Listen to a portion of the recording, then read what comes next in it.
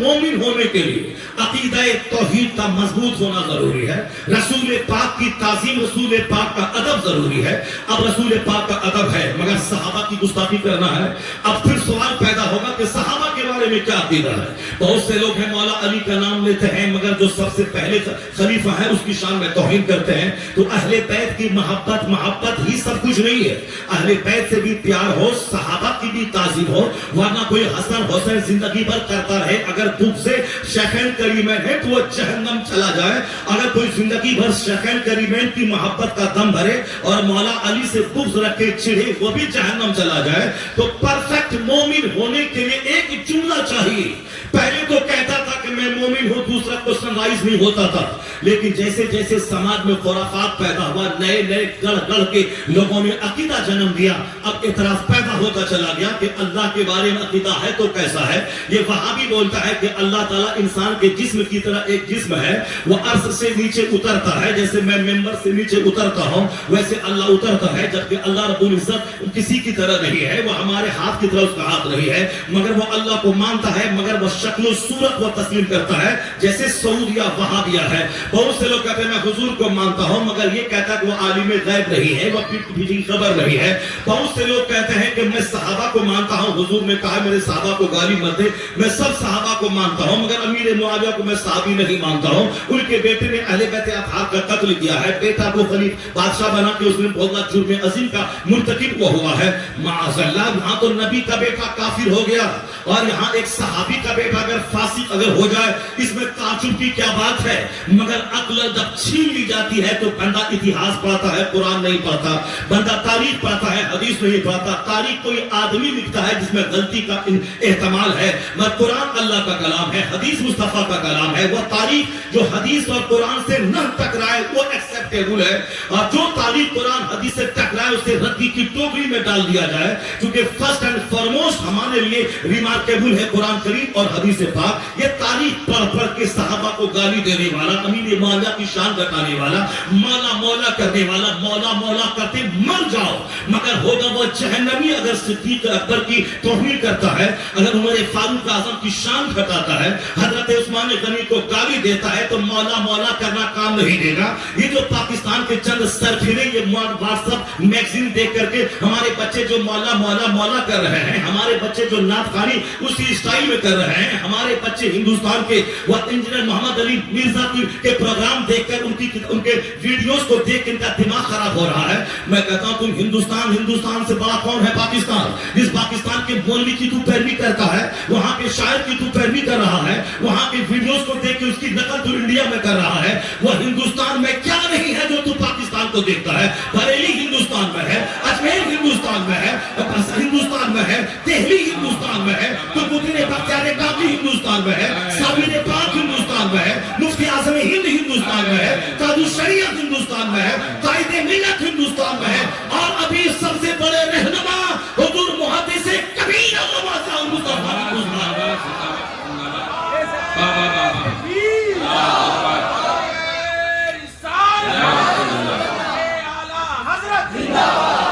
हमारे बच्चों का दिमाग खराब हुआ। ये पाकिस्तान में देखता है मौला मौला मौला, ये सब मौला मौला शुरू कर दिया है।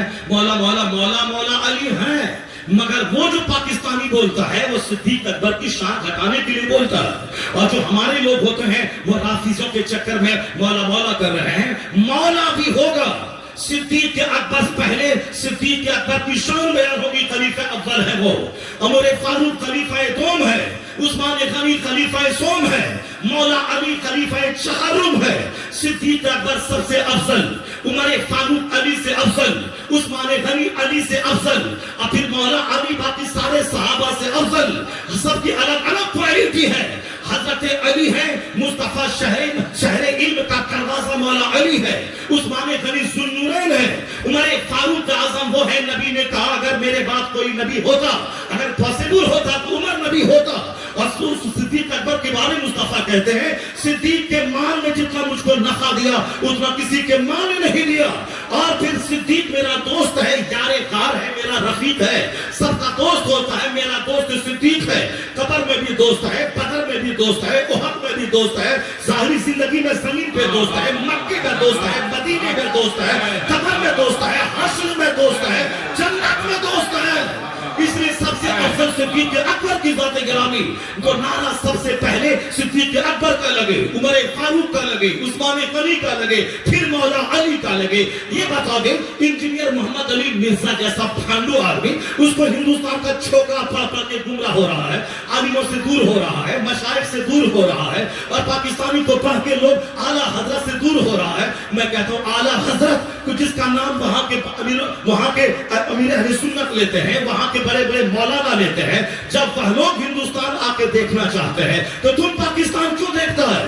تم ان کی ویڈیوز کیوں دیکھتا ہے؟ تمہارے ہندوستان میں کیا کمی ہے؟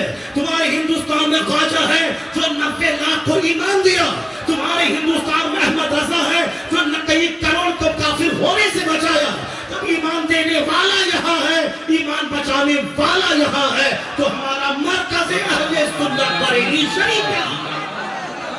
سبحان اللہ سبحان اللہ، بابا زندہ باد زندہ باد۔ یہ بولتا ہے کہ بریلی مرکز نہیں ہے، وہاں مدرسہ نہیں ہے، وہاں کالج نہیں ہے، وہاں یہ نہیں ہے، وہاں وہ نہیں ہے۔ کیوں سنتا ہے؟ دماغ کو پریشان کرتا ہے۔ اسی لیے تو کہا گیا ہے کہ اپنے پیر کا دامن تھام لے، بے شمار 10 20 50 لوگوں کی باتیں سننے سے بے نیاز ہو جائے، ورنہ دماغ خراب ہو جائے گا۔ یہ ایسا بولے گا، وہ ویسا بولے گا، سامنے والا ویسا بولے گا، وہ ویسا بولے گا، پاگل ہو جائے گا۔ کیوں نہیں تاج الشریعہ کا دامن مضبوطی سے تھام لیتا کہ میرا پیر تاج الشریعہ ان کے مسلک ان کے موقف کی جو تائید کرے گا وہی میرا رہنما ہے، اس سے ہٹ کے میں کچھ نہیں مانوں گا۔ جس طرح اعلیٰ حضرت لاجواب، حجت الاسلام لاجواب، مفتی اعظم ہند لاجواب، مفسر اعظم ہند لاجواب، تو اعلیٰ حضرت کے مشن کو آگے بڑھانے والا تاج الشریعہ لاجواب، آج ان کا شہزادہ قائد ملت لاجواب۔ تو رہنمائی ایک رہنما سے حاصل کر 50 کے پاس جائے گا تو پاگل ہو جائے گا۔ تو مرزا کو پڑھے گا کہ طاہر القادری کو پڑھے گا کہ الیاس قادری کو پڑھے گا، کس کو پڑھے گا؟ شاکر کو مانے گا، شاکر نوری کو مانے گا کہ طاہر القادری کو مانے گا، الیاس قادری کو مانے گا، پاگل ہو جائے گا۔ اس لیے کسی سب سے دماغ موڑ کر مسلک اعلیٰ حضرت کا مطالعہ کر، جو بریلی سے ملے گا عقیدہ اس کو پہچان لے، ایمان بچے گا۔ ایمان بچا تو دنیا ملے نہ ملے جنت تیری تقدیر میں نہیں کی جائے گی۔ ایمان سلامت، سب کچھ سلامت۔ ہم کہتے ہیں کہ جو آدمی سرجن نہیں ہے وہ سرجری کرے گا تو مریض کی جان تو خطرے میں پڑ جائے گی۔ اب مولانا کا کام انجینئر کر رہا ہے، اور انجینئر والا کام مولانا کرے گا تو وہ تو پھول ٹوٹے گا ہی، موربی والا وہ تو آدمی مرے گا ہی، ندی میں گرے گا ہی۔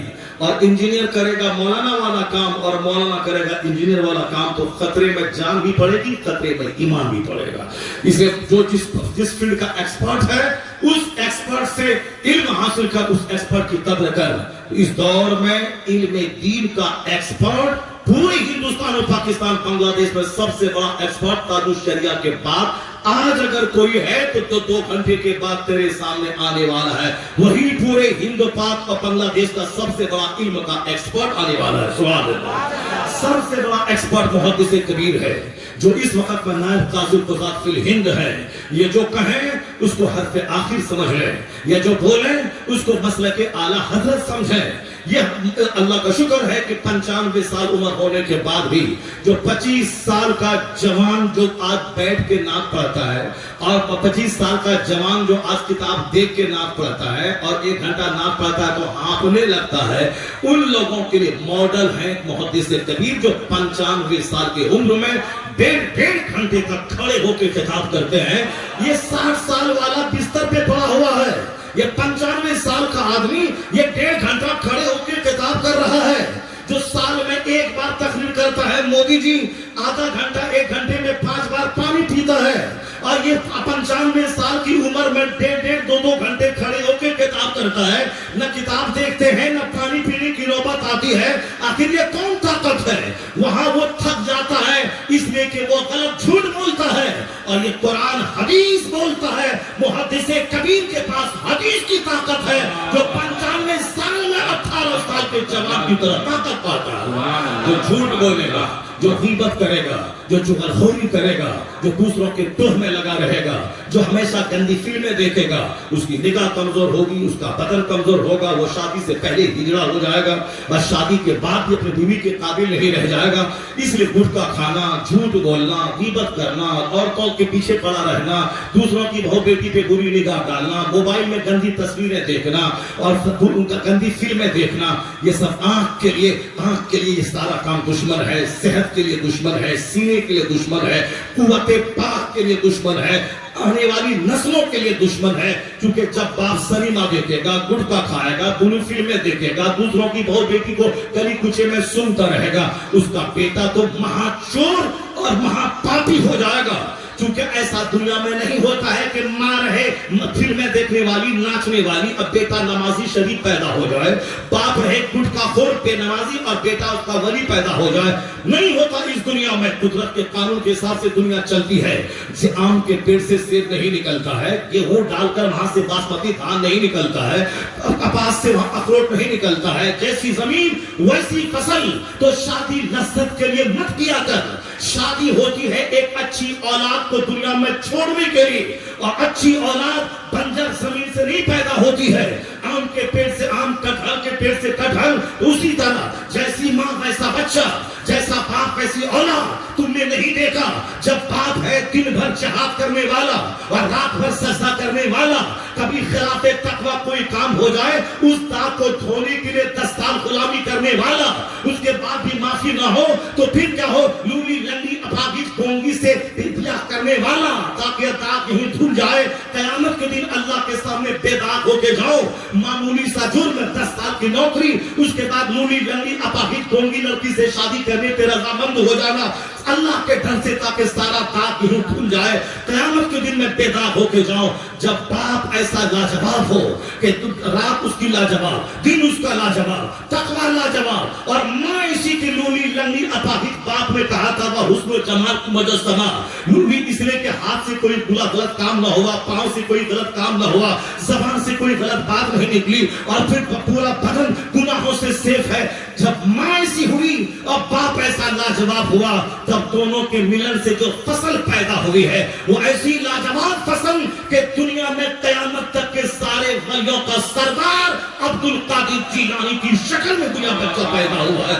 جب باپ ہوتے سید غیاث الدین جیسا لاجواب, اور ماں رات بھر مصلی پہ بیٹھ کر ذکر و اذکار کرنے والی, اور رات کے 12 بجے کے بعد پیٹ سے کلمہ شریف کی آواز سننے والی, تو پھر اسی کوہ کا جب بچہ پیدا ہوا, وہ بچہ 90 لاکھ کافروں کو کلمہ پڑھانے والا معین الدین اجمیری پیدا ہوتا ہے. جب باپ ہو مفتی نقی علی خان اور ماں ہو تہجد گزار, تب بیٹا احمد رضا خان پیدا ہوتا ہے. اور جب باپ مجدد اعظم اور پھر ماں تہجد گزار, تب بیٹا مفتی اعظم ہند جنم لیتا ہے.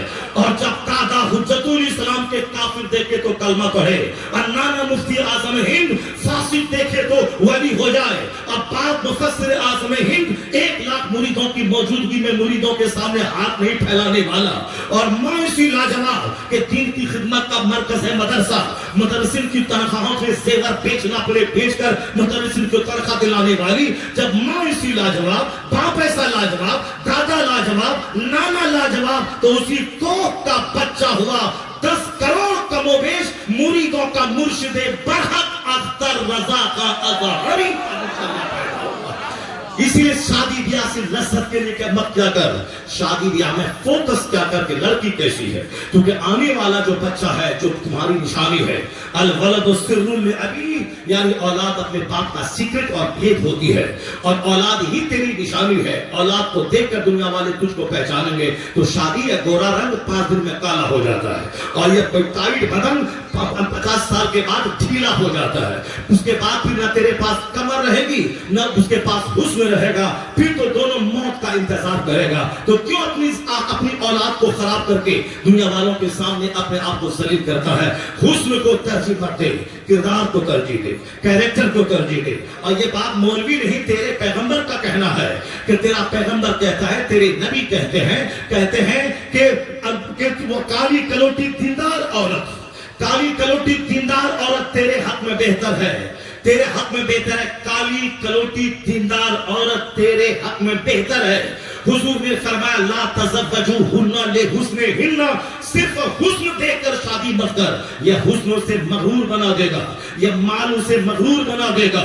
اگر اخلاق دیکھ کر شادی کیا تو پھر یہاں تیرا کلیجہ ٹھنڈا ہوگا، اور اگر تم مر گیا تو فرما بردار اولاد تیرے لیے یادگار بن کے دوسروں کو تیرا میسج پہنچانے والی یادگار بن کے رہے گی. اعلیٰ حضرت چلے گئے، مگر آج اختر رضا خان ازہری کا بیٹا قائد ملت صفوں سے الگ تھلگ دنیا والوں کو بتا رہا ہے. جب وہ لاکھوں کے مجمع میں جاتے ہیں لوگ کہتے ہیں جب پڑپوتا ایسا ہے ان کا پردادا اعلیٰ حضرت کیسا ہوگا. الفرد سر لعلی. باتیں تو بہت ساری ہو سکتی ہے مگر میرے پاس ٹائم نہیں ہے. میں صرف یہ کہنا چاہتا ہوں کہ اس دور میں ایک ڈیفینیشن چاہیے جس کے بعد اگلا کوئی کوشچن رائز نہیں ہوتا.